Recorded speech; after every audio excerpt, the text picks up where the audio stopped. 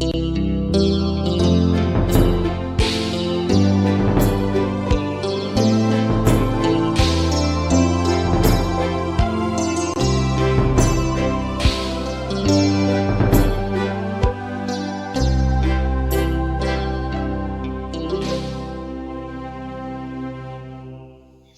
Bapak Ibu yang terkasih di dalam Tuhan Yesus Kristus.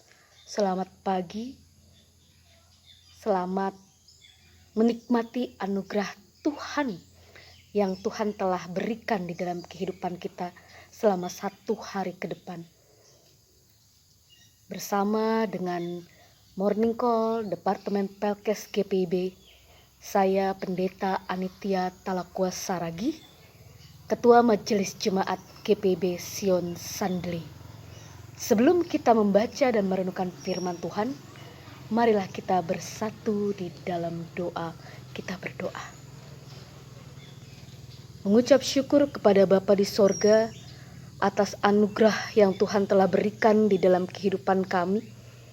Kami masih dipercayakan nafas, kami masih dipercayakan kekuatan yang berasal daripada Tuhan. Kami mensyukuri semua pemberian yang berasal daripada Engkau.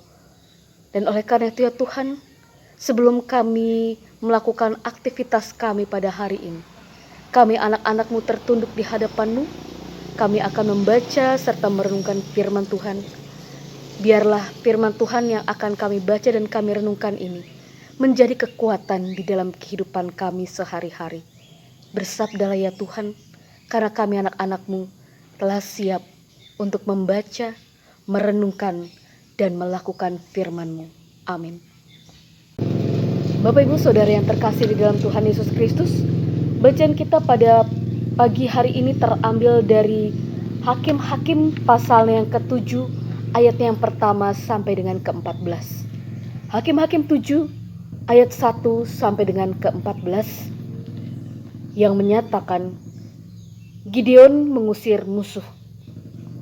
Adapun Yerubbaal, itulah Gideon, bangun pagi-pagi dengan segala rakyat yang bersama-sama dengan dia. Lalu mereka berkemah dekat mata air Harod. Perkemahan orang Midian itu ada di sebelah utaranya, dekat bukit More di lembah. Berfirmanlah Tuhan kepada Gideon, terlalu banyak rakyat yang bersama-sama dengan engkau itu, daripada yang kuhendaki untuk menyerahkan orang Midian ke dalam tangan mereka. Jangan-jangan orang Israel memegah-megahkan diri terhadap aku sambil berkata, tanganku sendirilah yang menyelamatkan aku. Maka sekarang serukanlah kepada rakyat itu. Demikian, siapa yang takut dan gentar, biarlah ia pulang enyah dari pegunungan Gilead. Lalu pulanglah 22.000 orang dari rakyat itu, dan tinggallah 10.000 orang.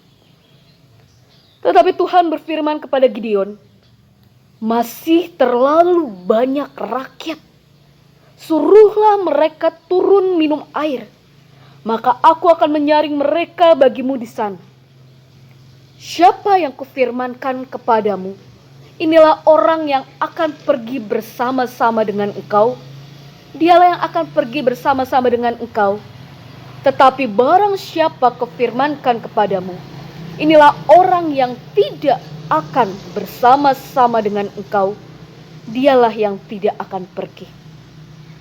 Lalu Gideon menyuruh rakyat itu turun minum air, dan berfirmanlah Tuhan kepadanya, barang siapa menghirup air dengan lidahnya, seperti anjing menjilat, haruslah kau kumpulkan tersendiri. Demikian juga semua orang yang berlutut untuk minum. Jumlah orang yang menghirup dengan membawa tangannya ke mulutnya ada 300 orang. Tetapi yang lain dari rakyat itu semuanya berlutut minum air. Lalu berfirmanlah Tuhan kepada Gideon, dengan 300 orang yang menghirup itu, kuselamatkan kamu. Aku akan menyerahkan orang Midian ke dalam tangan. Tetapi yang lain dari rakyat itu, semuanya boleh pergi, masing-masing ke tempat kediamannya. Dari rakyat itu mereka mengambil bekal dan sangkakala. Demikianlah seluruh orang Israel disuruhnya pergi, masing-masing ke kemahnya, tetapi ke-300 orang itu ditahannya. Adapun perkemahan orang Midian ada di bawahnya di lembah. Pada malam itu berfirmanlah Tuhan kepadanya, bangunlah, turunlah menyerbu perkemahan itu, sebab telah kuserahkan itu ke dalam tanganmu. Tetapi jika engkau takut untuk turun menyerbu, turunlah bersama dengan pura bujangmu ke perkemahan itu. Maka kau dengarlah apa yang mereka katakan. Kemudian engkau akan mendapat keberanian untuk turun menyerbu perkemahan itu. Lalu turunlah ia bersama dengan pura bujangnya itu sampai kepada penjagaan terdepan laskar di perkemahan itu. Adapun orang Midian dan orang Amalek dan semua orang dari sebelah timur itu bergelimpangan di lembah itu, seperti belalang banyaknya, dan unta mereka tidak terhitung, seperti pasir di tepi laut banyaknya. Ketika Gideon sampai ke situ, kebetulan ada seorang menceritakan mimpinya kepada temannya. Katanya, aku bermimpi, tampak sekeping roti jelai terguling masuk ke perkemahan orang Midian. Setelah sampai ke kemah ini, dilanggarnyalah kemah ini sehingga roboh dan dibongkar. Bapak Ibu yang terkasih di dalam Tuhan Yesus Kristus, kalau kita sedang berkendaraan, yang pasti adalah kita diminta untuk wajib taat terhadap rambu-rambu lalu lintas. Kita tahu akan hal itu. Namun pada kenyataannya, banyak yang tahu, tapi ternyata tidak mampu untuk mentaati setiap peraturan-peraturan yang ada. Sehingga ketika tidak mentaati, apa yang terjadi? Ya, merugikan orang lain dan juga diri sendiri. Demikian juga dengan hidup kita sebagai orang-orang pilihan Allah. Kita tahu bahwa firman Allah itu berkuasa di dalam kehidupan kita. Kita bahkan tahu seluk-beluk tentang firman Allah tersebut. Tapi apakah bisa menjamin kita dapat mentaatinya? Banyak yang tahu, tapi sedikit yang bisa melakukan. Demikian pula Bapak Ibu yang terkasih dengan Gideon, orang pilihan Allah yang ditunjuk oleh Allah secara langsung untuk memimpin bangsa Israel sehingga mereka bisa terbebas dari orang-orang Midian. Jadi Gideon ini diminta untuk memimpin para tentara Israel. Dan diminta juga untuk taat terhadap apa yang Allah perintahkan. Lalu apa yang terjadi? Kalau kita lihat di dalam perikop kita pada pagi hari ini, dari segi jumlah, tentara Midian itu lebih banyak daripada tentara Israel. Tentara Israel hanya berjumlah 32.000 orang. Sangat sedikit.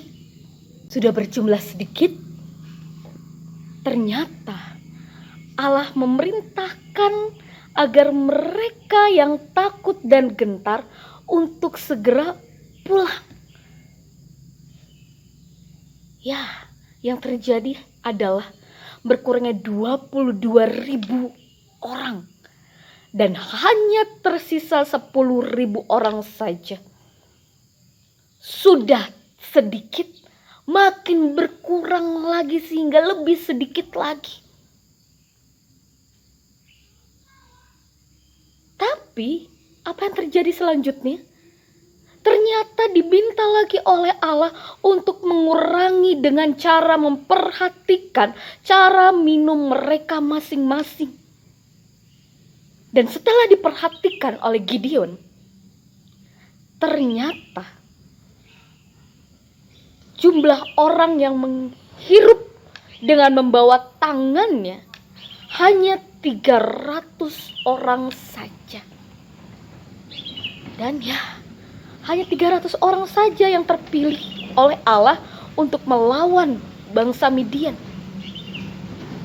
Bapak-Ibu yang terkasih di dalam Tuhan Yesus Kristus, kalau kita lihat bahwa Gideon ketika diperintahkan oleh Allah, dia tidak melawan. Dia tidak komplain. Dia tidak mengeluh. Tetapi dia pasrah akan hidupnya di tangan Allah. Dia pasrah bahwa Allah memiliki rencana. Dan ketika dia taat, Allah pun akan menyertainya.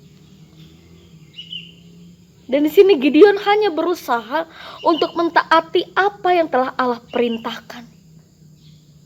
Dan Allah memakai jumlah orang yang sedikit untuk menyatakan rencana Allah bagi orang Israel. Demikian pula hidup kita bersama-sama dengan Allah. Kita sudah tahu bahwa hidup kita itu berdasarkan firman Allah. Kita tahu isi firman Allah tersebut. Tapi kadang kita sering melalaikan perintah Allah. Kita suka hidup kita berdasarkan keinginan kita. Kita lebih suka untuk melakukan apa yang menjadi keinginan saya. Saya, dan saya. Kita lupa bahwa yang punya otoritas terhadap diri saya itu adalah Allah. Belajar dari seorang Gideon. Dia bukan hanya sekedar tahu perintah Allah. Dia bukan hanya sekedar memiliki pengharapan kepada Allah. Tetapi dia juga belajar untuk taat kepada firman Allah. Kita juga diminta untuk seperti itu. Kita mampu untuk mentaati perintah-perintah Allah. Jika kita mau merendahkan hati dan pikiran kita di hadapan Allah. Kita percaya bahwa apa yang Allah lakukan, apa yang Allah berikan, itu adalah untuk kebaikan kita bersama. Dan yang pasti adalah ketika kita melakukan perintah Allah, kita akan mengalami kemenangan. Kemenangan di dalam kehidupan kita. Kemenangan dari setiap pergumulan hidup kita masing-masing. Ya, baik saya maupun Bapak Ibu sekalian, kita punya pergumulan. Kita punya permasalahan. Dan kita mau untuk mengalami kemenangan. Tapi apakah kita mau mendengarkan setiap perintah Allah di dalam kehidupan kita? Ataukah kita hanya sering mengeluh terhadap permasalahan hidup kita? Yang jelas Allah akan menyatakan rencananya di dalam kehidupan kita. Kapan waktunya? Tidak ada yang tahu. Dan kita pun harus diminta bersabar menunggu waktu Allah yang tepat. Dan pada pagi hari ini, apakah kita semua bangun dan mengingat akan kebaikan Allah di dalam kehidupan kita?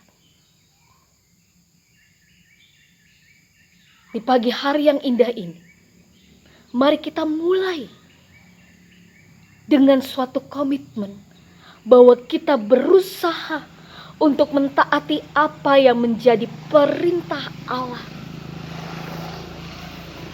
Menjadi orang yang taat. itu adalah susah. Karena kita harus merendahkan keinginan kita. Tapi yang pasti adalah ketika kita mau berusaha untuk menjadi orang yang taat akan perintah-perintah Allah, Allah akan membantu kita. Allah akan memampukan kita untuk menjadi anak-anaknya yang taat kepada Dia, Sang Bapa yang di sorga. Oleh karena itu, mari menjadi taat dan setia hanya kepada Allah saja. Amin. Bapak Ibu yang terkasih, marilah bersatu di dalam doa. Kami mengucapkan syukur kepada Tuhan atas firman Tuhan yang boleh kami baca dan kami renungkan. Tuhan tolong kami ya Bapa, agar kami mampu untuk menjadi pribadi-pribadi yang taat kepada perintah Tuhan. Karena kami sadar kami tidak dapat hidup tanpa Engkau. Tuhan, mampukan kami agar kami punya komitmen yang teguh di dalam mengikuti Tuhan. Biarlah Tuhan juga memberkati seluruh aktivitas kami pada hari ini. Mungkin dari antara kami ada yang sedang bergumul, tetapi di tengah-tengah pergumulan kami, Tuhan tolong kami agar kami tetap menjadi pribadi yang taat dan setia kepada Tuhan. Biarlah seluruh kehidupan kami dapat kami persembahkan untuk kemuliaan nama Tuhan. Dan seluruh aktivitas kami pada hari ini kami serahkan ke dalam tangan Tuhan. Tuhan yang memberikan anugerah, Tuhan juga yang akan menyertai kami di dalam kami menjalani hari ini. Dan kami serahkan hidup dan kehidupan kami hanya kepada Tuhan saja. Terima kasih ya Tuhan Yesus. Inilah doa kami yang kami alaskan hanya di dalam nama Tuhan Yesus Kristus, Tuhan dan Juru Selamat kami yang hidup. Kami telah berdoa dan mengucap syukur. Amin. Demikianlah Bapak Ibu yang terkasih, renungan kita pada pagi hari ini. Biarlah kita selalu berserah kepada Tuhan. Dan kita selalu punya komitmen untuk dapat melayani Tuhan. Dan untuk tetap taat di dalam kehidupan kita sehari-hari. Terima kasih. Saya telah diberikan kesempatan di dalam acara Morning Call Departemen Pelkes GPIB. Tuhan Yesus memberkati kita semua.